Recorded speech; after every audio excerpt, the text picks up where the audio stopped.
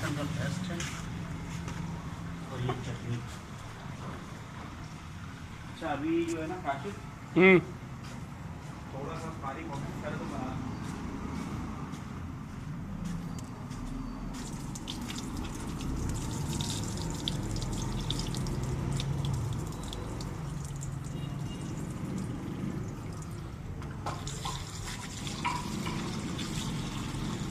खाली भाई एक काम कर, एक तसला और लगे दे, पकड़ कर काय ठंडापन खत्म करेगा है ना।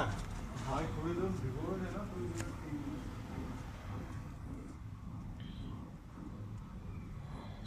वहीं रख दे ना। नहीं वो भट्टी लग जाएगी फिर वो।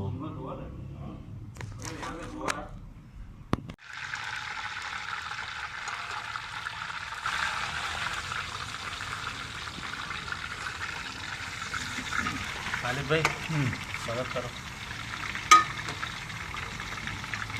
और क्या कर लो।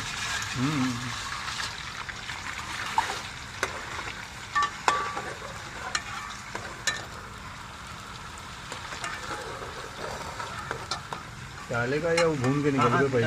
हैं? डाल डाल डाल। परसिवियर करना, परसिवियर